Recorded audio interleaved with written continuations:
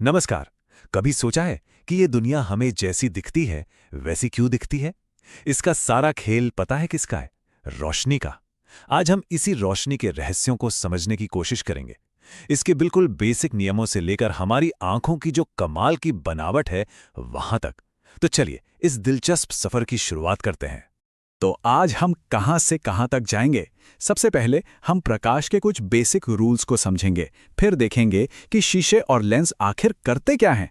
इसके बाद हम अपनी आंखों की जटिल बनावट को जानेंगे, कुछ आम नज़र की दिक्कतों पर बात करेंगे और आखिर में समझेंगे कि चश्मे के लेंस हमारी नज़र को ठीक कैसे करते हैं। तो चलिए सबसे पहले और सबसे जरूरी सवाल से शुरू करते हैं। जब लाइट किसी भी चीज से टकराती है तो होता क्या है? असल में मोटे तौर पर दो ही चीजें हो सकती हैं। या तो लाइट उस सतह से टकराकर लौट जाएगी या फिर वो उसके आर पार निकल जाएगी। आइए इन दोनों को समझते हैं। इस पहली सिचुएशन को हम कहते हैं परावर्तन या रिफ्लेक्शन, मतलब टकराकर वापस लौटना। अब इस स्लाइड को देखिए। इसमें एक बहुत ही सिंपल सा लेकिन पावरफुल रूल काम करता है। सोचिए आप एक गेंद को दीवार पर फेंकते हैं। जिस एंगल से वो टकराएगी उसी एंगल से वापस आएगी, है ना? लाइट भी बिल्कुल ऐसा ही करती है। फिजिक्स की भाषा में कहें तो आपतन कोण हमेशा परावर्तन कोण के बराबर होता है। अब आते हैं दूसरी सिचुएशन पर, जब लाइट किसी चीज के आर पार चली जाती है। जब ऐसा होता है ना, तो लाइट थोड़ी सी मुड़ जाती है। इसी को कहते हैं अपवर्तन या रिफ्रैक्शन। और इसका सबसे खूबसूरत एग्जाम्पल हम सब ने अपनी जिंदगी में देखा है, इंद्रधनुष। जैसा कि आप यहां देख रहे हैं, जब सूरज की सफेद रोशनी एक प्रिज्म से या मान लीजिए बारिश की बूंदों से गुजरती है तो वो अपने 7 अलग अलग रंगों में बट जाती है। ये कोई जादू नहीं है, ये प्योर फिजिक्स है। तो ठीक है, लाइट टकराती है, मुड़ती है, पर इसका हम करते क्या हैं? भाई यही तो काम आते हैं दर्पण और लेंस। यही वो टूल्स हैं जो हमें लाइट को अपनी मर्जी के हिसाब से मोड़ने, एक जगह इकट्ठा करने या फिर फैलाने की ताकत देते हैं। इस स्लाइड को जरा ध्यान से देखिए। ये कॉन्सेप्ट बहुत जरूरी है। सीधी सी बात है, जो सतहें अंदर की तरफ धसी हुई हैं, जैसे चम्मच का अंदर वाला हिस्सा, उन्हें हम अवतल या कॉनकेव कहते हैं। ये क्या करती हैं? ये रोशनी को एक जगह पर इकट्ठा कर देती हैं, मतलब कन्वर्ज करती हैं। और जो सतहें बाहर की ओर उभरी हुई हैं, जैसे चम्मच का पिछला हिस्सा, उन्हें उत्तल या कॉन्वेक्स कहते हैं। ये रोशनी को फैला देती हैं, यानी डाइवर्ज करती हैं। और ये सिर्फ किताबों की बातें नहीं हैं, हम इन्हें रोज इस्तेमाल करते हैं। सोचिए, गाड़ी की हेडलाइट्स में एक कॉनकेव मिरर होता है। क्यों? ताकि बल्ब की रोशनी एक जगह फोकस होकर एक ताकतवर बीम बना सके।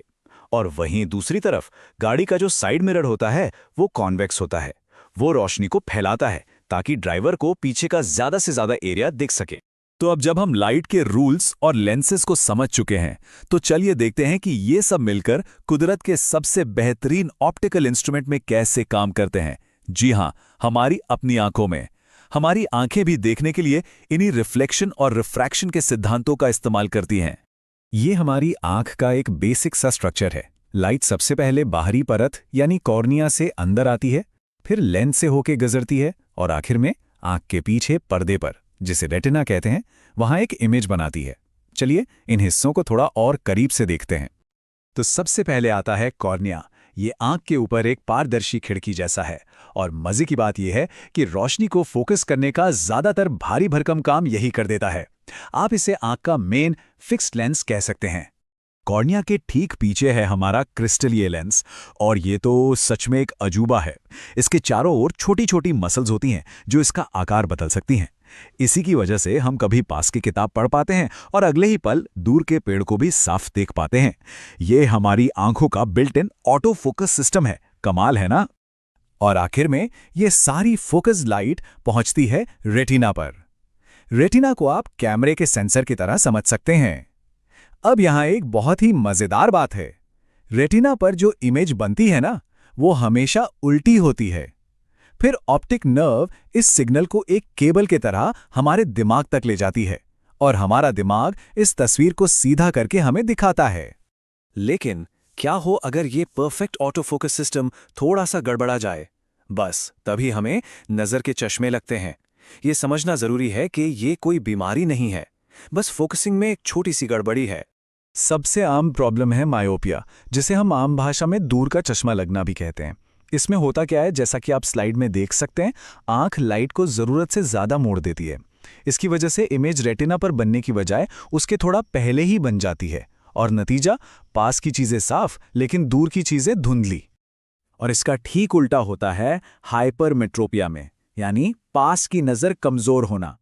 यहां आंख में लाइट को फोकस करने की पावर थोड़ी कम रह जाती है और फोकस पॉइंट रेटिना के पीछे चला जाता है। इसका मतलब है कि दूर की चीजें तो शायद साफ दिख जाएं, पर पास की चीजें जैसे अखबार पढ़ना मुश्किल हो जाता है।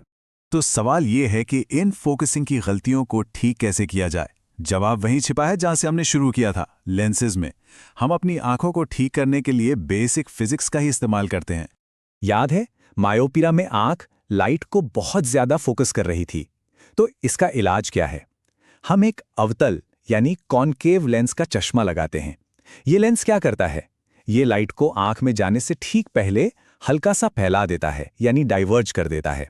ये हल्का सा फैलाव आंख की एक्स्ट्रा फोकसिंग पावर को कैंसिल कर देता है और इमेज एकदम सही जगह यानी रेटिना पर बन जाती है। और हाइपरमेट्रोपिया के लिए हम ठीक इसका उल्टा करेंगे। यहां आंख की फोकसिंग पावर कम थी, तो हम एक उत्तल यानी कॉन्वेक्स लेंस इस्तेमाल करते हैं जो लाइट को इकट्ठा करता है।